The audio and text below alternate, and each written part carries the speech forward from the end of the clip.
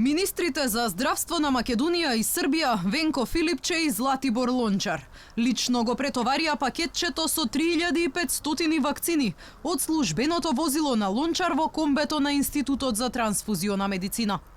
Оваа пратка е вториот дел од донацијата од 8100 дози од вакцините на Pfizer кои Србија и ги отстапи на Македонија.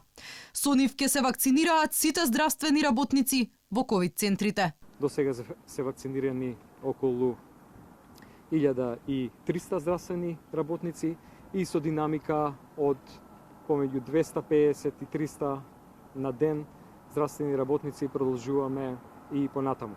Но загрижува фактот дека ниту денеска министерот Филипче немаше конкретен одговор кога во земјава ќе стигнат најавените вакцини од Кина. Надлежните сега спас ќе бараат кај производителите во Русија. Во делот на кинеските вакцини постои интензивна комуникација и уште една размена на писма, вклучува Министерството за надворешни работи, исто така да очекувам дека за кратко време на вистина ќе го добиеме и дефинитивниот датум во кој што ќе стигнат и оваа количина на вакцини. И во делот на руските вакцини, како што најави премиерот Заев, количина од 100.000 вакцини Спутник ќе набавиме, зашто веќе го добивме драв договорот и за тоа денеска во тек на денот ќе има затворена седница на владата, кој што владата треба исто да го усвои. Нема да се реализира ниту најавената испорака на 5800 вакцини нарачани директно од производителот Pfizer, кои беа планирани да дојдат во февруари.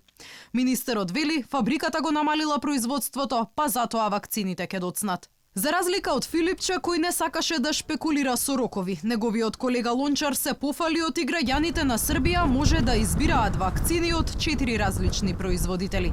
До сада смо набавили преко 2 милиона доза вакцина, имамо 4 врсте вакцина, имамо Pfizer, имамо AstraZeneca, Sinopharmovu и Sputnik вакцину.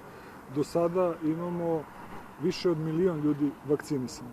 Инаку Филипче призна дека новата британска мутација доминира во земјава и оти процентот на заразени се зголемил, но вели за воведување на нови рестрикции допрва ќе се размислува.